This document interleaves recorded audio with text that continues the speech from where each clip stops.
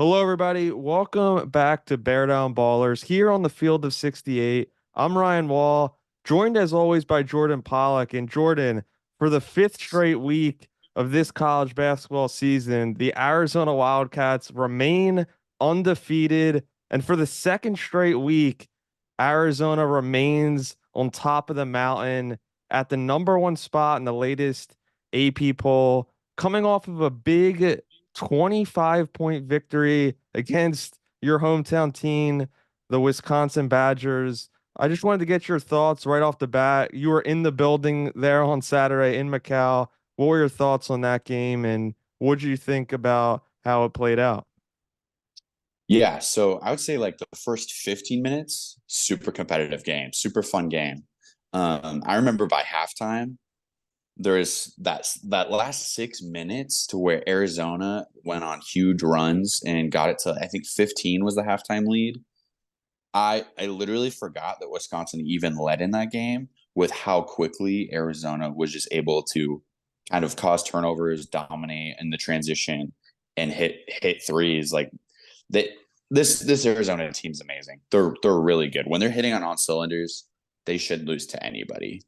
And and they just played super well. The glue guy we always talked about, Pelle Larsson, had his best game of his entire career at Arizona. Um, Literally didn't miss a shot from the entire field. Insane. And I loved hearing what him and Balo were saying post game about how just people in the community were talking about how big this game was and kind of getting over some of the bad blood that from the 2015 and 2014 Wisconsin teams that prevented Arizona from going to two Final Fours, which they haven't even done once in 22 years. And so it was really cool hearing them kind of talk about how important this game was for this city and how they have they weren't even in America then, and they rose to that occasion to kind of give some juice back to the crowd. And the last 4 minutes, even the student section was chanting F the Badgers. So there's definitely quite a bit of blood. Post game, there was some very, very happy Arizona fans screaming at some Wisconsin fans that I noticed. But this Arizona team's legit. I think one of the biggest things that I thought going into the game, and I said was going to be based on how Wisconsin was able to score the ball if they were able to shoot well, and they did not shoot well whatsoever. And it got to a point where some of the offense was super stagnant because of the amount of three, specifically Steven Crowell, just kind of passed up after his early miss. And I think that was a big thing throughout the entire game that really kind of they didn't really force Arizona's hand in anything. They didn't take a ton of the shots that they were given. They were just stagnant offensively, and Arizona stayed attacking the entire game. And yeah, transition was a big thing for Arizona. They caused a few quick turnovers, and I think the dunk by Caleb Love, I think around the 5 minute mark in the first half was kind of, I think definitely the thing that almost changed the entire game. I think the huge run that they had right after that was started by him. So this Arizona team, when they're shooting on all cylinders, is really, really good. And it just I felt like I was just very affirmed in thinking that this team can win or can go to the Final Four. And if this team's playing on all cylinders, I personally don't see a team that can keep up with them, to be honest. Of at least this early in the season, what we've seen nationally, they they deserve their number one ranking, and they went out and proved why they did. Yeah, we both thought this game was going to be closer than it was. You thought that Arizona was going to lose this game. I thought Arizona was Mm-hmm. going to win by just a couple points I predicted. And I agree. The first half of this game, it was really close, really a tight game. Mm-hmm. And I kind of agree with you that Wisconsin had opportunities, but they just seemed timid and they didn't seem like they wanted to take the moment and make it theirs. And they did pass up a lot of shots. And as the game moved on, Arizona just continues to wear teams down and just separate themselves. It's that simple.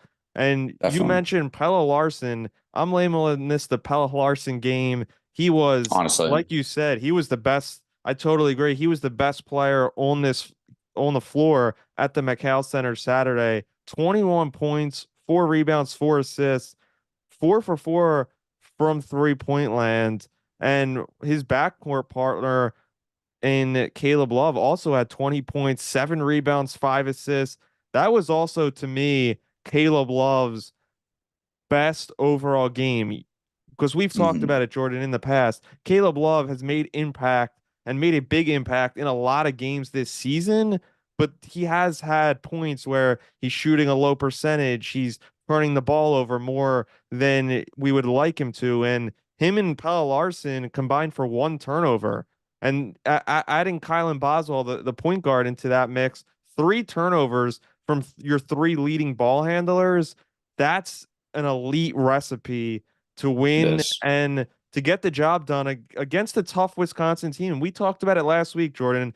This Wisconsin team is feisty. They do hustle, they play hard, and they have beat some very good teams this season. So it's no kind of shot at them, but I just think that Arizona continues to prove why they're the best team in the country, and just what makes them so good. And that's the thing we keep talking about, is you have to not just worry about Pelle Larsson, not just worry about Caleb Love. It could be definitely. Keyshawn Johnson, who scores double digits every night, Umar Ballo, and even KJ Lewis adding 7 off the bench. This team really, to me, has the best formula to win the national title this year.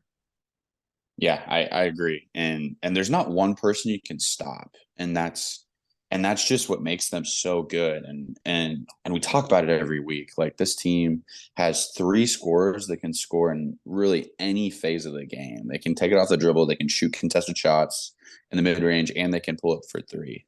And so that's just like the biggest thing is, like, Wisconsin's never really had a great recruiting base. Like, they've had a few good recruits every so often, but they definitely don't have the kind of players that Arizona has. It's kind of one of the reasons why they run the system that they do.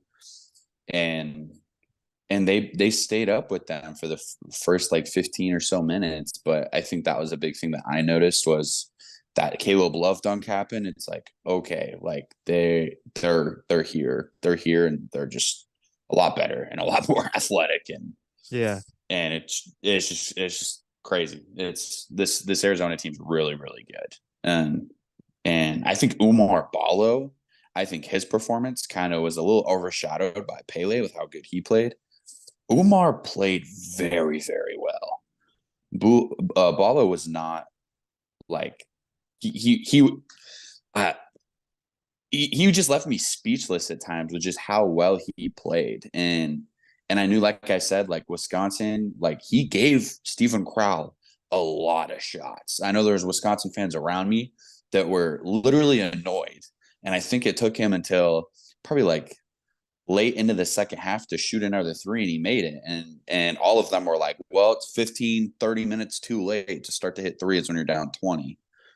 And that's a big thing. And they subbed Marcus Ilver, who's a sophomore, late into or midway through that second half too, and he just went out there and started shooting threes. I think he was 2 of 3, 2 of 4, something like that. He hit a few quick ones, but when you got guys that just can't hit shots, especially against a team that can pretty much make a shot anywhere on the court that they really want, it's gonna be hard to keep up. But it was a fun game the first few minutes, but I was definitely a little sad that it wasn't isn't is great of a game as I thought it would be. Yeah, I was too, because Jordan, for March and moving on this season, Arizona's going to have to win close games. They showed they can win close games. They beat Duke, they beat Michigan State, 2 big games this year. But this game was really, by halftime, this game was a wrap. This game was Yeah, over, and it was a rout. And you mentioned Umar Ballo, and his ability to he's not a flashy player, but to just fit in the offense, and just when he finds a weakness on the other team's defense, he just exploits it. And I mean, he was excellent. You could say this was his best game of the season. He's had a lot I of agree. games like this, but he was just a lot more aggressive. Also, 3 blocks on Hmm. defense. He was Hmm. really aggressive there. We'll get into later. He has a big time matchup this weekend. He His toughest does. test as a Wildcats starting center. But more of this game, another thing I thought Arizona did well was their guards guarding Wisconsin's guards, because we talked a lot about AJ Storr going into this game, one of, if not Wisconsin's best scorers. He was 4 for 13, only 10 points. I thought slowing him down was a big recipe for success for Arizona, because if he couldn't get going and, crawl, he had an all right game, 11 points, but yeah, I think that was a big recipe for success for Arizona. But another thing, Jordan, Arizona out rebounded Wisconsin 39-30. That was a big Hmm. thing for Arizona. They established that early, and throughout the game, to me, that was a big factor in this win.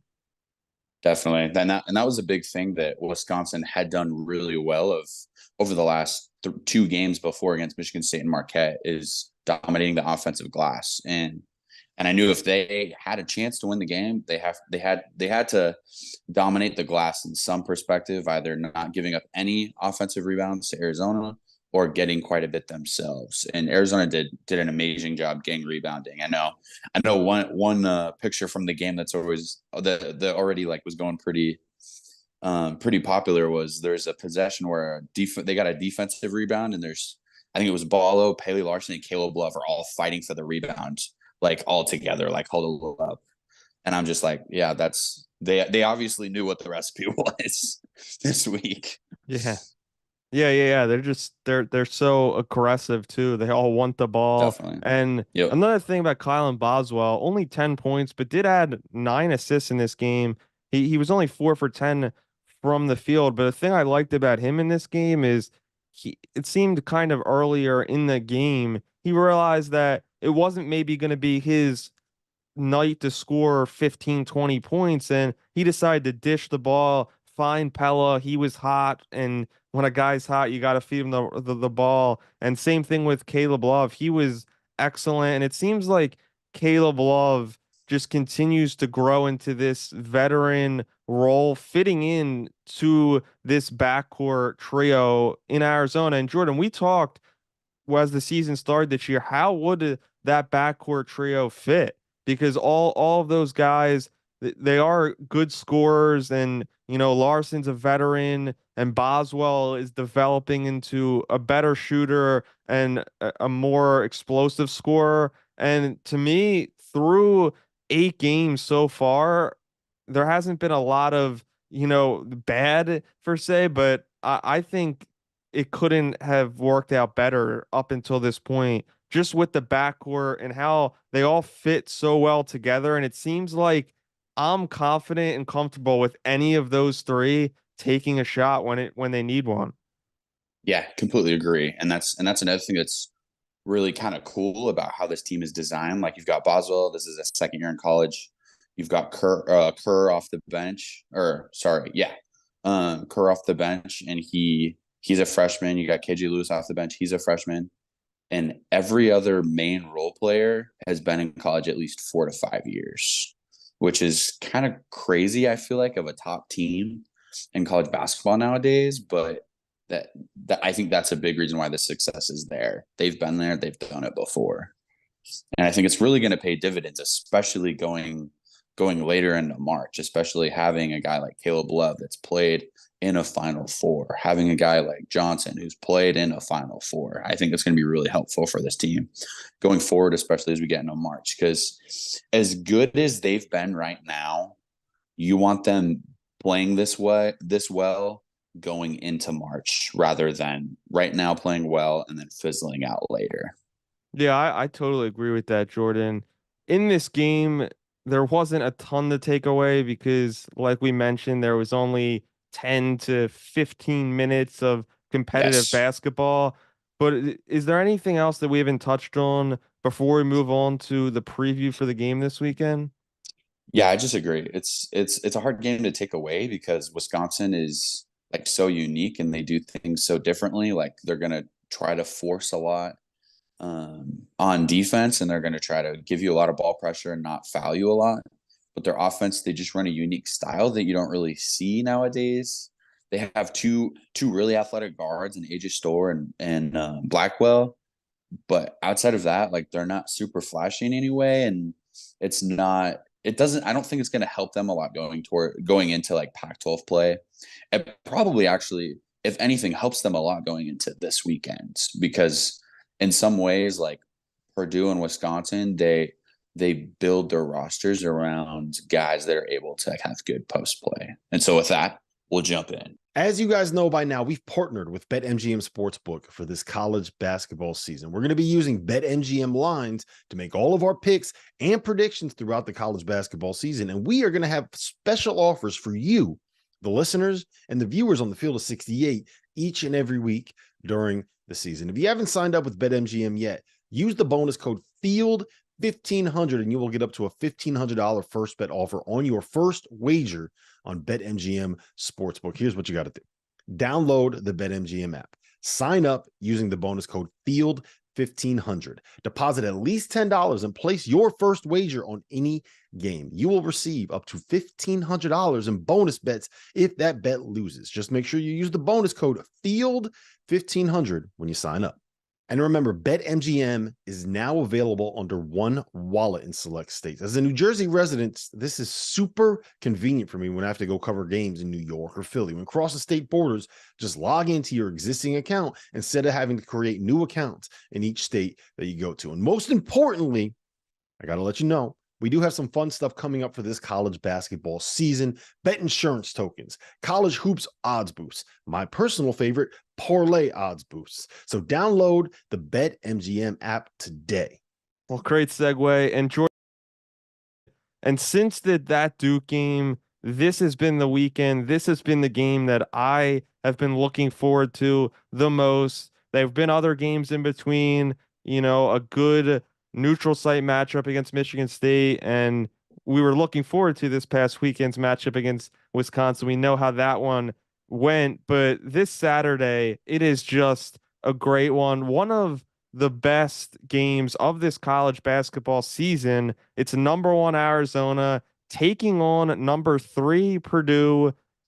Arizona's 8-0, Purdue's 9-1. It's the Indy Classic. It's taking place at the Gamebridge Fieldhouse. So it's not at Purdue's home, but it's technically it'll look like a home game for them, as I would assume there'll be more Boilermaker fans than Wildcat fans in attendance. But Purdue has put up an incredible resume, and it can compare, if not better, than Arizona's. They have a couple big wins. They beat number 11 Gonzaga, 7 Tennessee, and 4 Marquette when they won a tournament earlier in the season in Maui.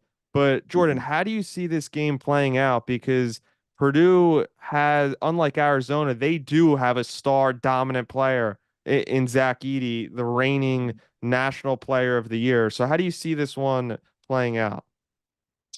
Yeah, so some of the recipes for this game I think are going to be interesting because as last week I said, the recipe for Wisconsin to play against Arizona is they're going to try to stretch him out and get Umar off the floor and try to make him play small. That is and pretty much always has been the recipe to beat Painter's Purdue teams. They have a 7-footer that's great in the post, and when they get matched up against a small team in the tournament, they stretch the floor. They get fives out on the perimeter to either take the center out of the paint completely, or Purdue will take them off the floor. And so that's kind of always been the recipe to beat Purdue in the tournament is they'll play long athletic teams that'll force Purdue to do things that they don't really do all year, because nobody really in the Big Ten for some reason really does that a ton. They kind of just let their centers play well. And so I don't see Arizona doing that, to be honest. I think they're gonna leave Ballo in there for that matchup. So I think that'll be really fun to see those two go at it. And I think that's the head-to-head matchup that's gonna, I think, determine a lot in this game. Is one of them gonna get in foul trouble? Is one of them gonna miss a lot of paint shots? Is one of them gonna sacrifice a lot of boards just boxing out? Is that gonna lead to other offensive boards? going up. So it'll be a great head-to-head game, I think. Purdue's going to get their paint touches as always. I kind of expect Arizona to probably double pretty quickly on a lot of their post entries. They did a decent amount of that on Saturday against Wisconsin, with Corral and Wall when they got the ball in the lower block. So that's kind of what I expect to see. I don't really expect to see Arizona doing anything like super different or super unique. But yeah, they're definitely gonna still put a lot of ball pressure on their guards. They're gonna try to force Edie to get the ball outside of the paint. If he gets it down though, they're gonna double him. And so I think it'll be actually a really quick game. It'll go up and down quite a bit, and I think there could be a lot of transition opportunities. And I think that goes into Arizona's hands. Our guards are a lot more athletic than their guards are. Yeah, I agree with a lot of that, Jordan. And the last thing you said, I agree 100%. This game's going to be a close game. And this game to me is going to go down to the wire to the end Mm-hmm. of the game. And Purdue has a couple guys coming off of elite performances. This was Zach Edey's best game of the season against Alabama. 35 points, 7 rebounds. He was just unbelievable in this game. Braden Smith also, he's been up and down this year, only averaging a little over 10 a game for Purdue. He went off for 27 and 8 assists. He's one of their lead guards alongside Fletcher Lawyer. So, yeah, obviously Edey is the key. And to be honest, Jordan, I think Arizona matches up perfectly to guard Zach Edey because not just Umar Ballo, but I also think using Keyshawn Johnson there for a Mm-hmm. smaller guy. We've seen in the NBA an elite defender and Draymond Green guard bigger guys and kind of be more physical, handsy, and get into the ball when the entry pass is given to Zach Edey. So I think that's where Arizona can succeed. And it's just he has very few weaknesses in his game. He's not an elite defender, so I think they can exploit him a little bit there. But when it comes to the offense and Purdue having the ball, the offense, it just simply all runs through Zach Edey, one player. Mm-hmm. He's going to get 18 to probably 20 plus shots in this game against Arizona. And you got to be physical with him. And like Alabama just realized this past weekend, if you let him score 35, it's going to be very, very difficult to come out on the winning side of things. And the last thing about Zach Edey is that you mentioned fouling a little bit, and that's going to be a big factor because Zach Edey has been in foul trouble in a couple big games, and that's slowed him down. And when Zach Edey's not on the floor, this is a totally different team, and this isn't a top 5 team without Zach Edey, obviously. With that being Yeah. said, and he plays a ton of minutes when he's not in foul trouble, played 37 last game. So they rely a lot on their starters. So it's simply going to be how well can Arizona do to contain Zach Edey, not shut him down, because to me, he's you can't shut him down. He's unstoppable. Definitely. I think it's interesting you bring up the Johnson matchup if he ever gets matchup against Edie, because I think that's got to be at least a 10-inch difference, right? Almost a foot difference between the two heights. So What's Johnson? Is he 6'7", I believe? I thought he was like 6'7", 6'6". I Yeah, thought he was Zach six Edey's six. 7'4". Yeah, I'm not saying that's So yeah, I don't think that's going to be a primary matchup, but if you get switched on to him, I just think Johnson is a guy that he is do you think so they'd switch? Do you physical. think they'd switch quite a bit? I think a little bit, and I think that Okay. Arizona could do well in that. And I think this is a game we've seen Umar Ballo. Some games he isn't super aggressive, but they're gonna have to be hyping him up all week, and he's gonna have to play the game of his life just to, like I said, control Zach Edey in this game. Do you think, and your professional opinion, do you think there's a way we could see Johnson at the 3 and see us going really big and pulling yeah, you see what I mean? Yeah, well, Pulling yeah, Ballo at playing the 5 and yeah, Kriisa. Krivas, yeah, playing Krivas. Yeah, we've seen them play. They haven't done Krivas and Ballo a ton, but that's another guy where Krivas is the tallest guy on this team, and if he gets played, if he plays I mean, he hasn't played a ton, but even if you give him out there 10 minutes and put him on Zach Edey, that's a good kind of switch up from Balo because Krivas going into this year, I didn't think was a great defender, but he's surprised me on the defensive Mm-hmm. side. Agreed. And I don't, and that's just skeptical at this point because we don't know what we're gonna see, but it'd be an interesting thing that they might explore into. I'm not sure. It's just so different having a 7'4" guy that's National Player of the Year. He's like a unicorn in a sense right now in the college game. So it'll be a really fun game. I'm really excited for it. I'd say I'd give Arizona the lead, probably about a 3.5 point spread. Yeah, I think it's gonna be a couple points. I think obviously Arizona has to be favored there, even Yeah. though they're far away from home, as Purdue isn't. They're close to their home. I still agree that Arizona a couple point favorite most likely in this game. And Jordan, let's get into it. Let's get into our predictions. Do you think Arizona is going to remain undefeated and beat their second top five team this year? I do think they will win out there. It is in Indiana, though. I think West Lafayette's about 2.5 hours away from Indianapolis, but they have a huge alumni base that is in Indianapolis. I have some friends that live there that went to Purdue. But Arizona also travels really well, and it's not like a home game. It's like a tournament classic game. That arena is historic, so I'm kind of curious how many Arizona fans are going to get there. I wouldn't be surprised if there was a decent amount though. But I think it'll be high scoring again. I'd say probably. I think the game will be in the 80s. Yeah, I think so too. I mean Purdue, they average 85 points. Arizona Yeah. averages 94, I believe. And Purdue, the other thing about Purdue, they have Edie, but they're also an elite 3-point shooting team. Yes. They're Yes. 40% exactly this year. So I mean that's really good. I mentioned Braden Smith leads the way 45%. Kaufman Wren also 44%. He's someone to look at. He's a big forward wing type player, 6'10". So yeah, Definitely. I also agree. I think Arizona is going to get the job done.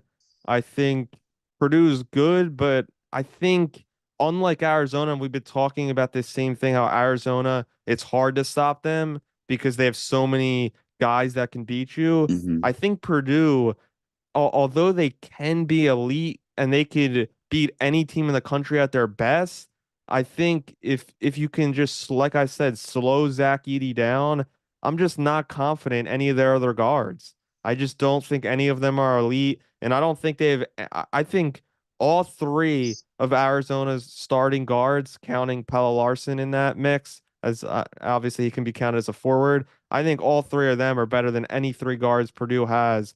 Obviously, Zach Edey is the best player on the floor. That's no question. But I just think Arizona is deeper, and I think they can wear Purdue down over time. So Definitely. Yeah. I'm gonna go Arizona by 5 points. I'm sticking with it. I think it's gonna be a close game. How many do you think they're gonna win by? I think I think they'll get it over one possession. So I think probably 4 points is probably where I put it at 3.5 spread. But yeah, one thing you're talking about that I'm sure we'll see a lot more, especially is and I feel like we're going to see a lot of on ball screens and try to get Zach Edey in the pick and roll defense and see how they can kind of take advantage of that and see how he's going to play that because we've got every single one of our starting guards can hit a three off of a pull up out of a pick and roll. So Yeah, it'll be a really fun game. I'm really excited for it. Yeah, I really think Arizona's guards are gonna have a good game against Purdue's. I think they have the mismatch there. And Jordan, like you just said, I also cannot wait any longer for this game. It's going down in Indiana, Gainbridge Fieldhouse. It's in Indiana. It's the Indy Classic. It's on Peacock, not national TV per se. Kind of a weird one. It's taking place. It's a tip off of 2:30 p.m. Arizona time, 4:30 on the East Coast, and this should be a great one. It doesn't get any better. Number one Arizona 8-0 against number three Purdue, who's 9-1. Two powerhouses in college basketball. And yeah, Jordan, any other final thoughts before we go? I think one thing off the court wise, or not really off the court wise, but just mentality wise, is especially with how Pele and Umar were talking about kind of the bad blood that's kind of existed with that Arizona Wisconsin rivalry. Is I'm kind of curious to see if there's any letdown in any way mentality. I kind of doubt there is, but I think it's just worth maybe mentioning. Maybe there's a possibility of that, especially going on the road after a pretty intense game for the city at least. But Yeah. Yeah, well, I personally don't think it'll probably play a huge effect, but I think it's okay to throw it out there. yeah. Well, Jordan, it's going down this Saturday, as I mentioned. Arizona, Purdue, Tommy Lloyd, Matt Painter, two of the best coaches in the Mhm. country. And Arizona, just a quick fact, if they beat Purdue, it's the first time they would have beaten them since 2001. They're on a 2-game losing streak against Purdue. So we'll see Saturday if Arizona could get back on track, remain the #1 team in the country. But I want to thank everybody for tuning in, for watching, for liking, subscribing to the podcast. I'm Ryan.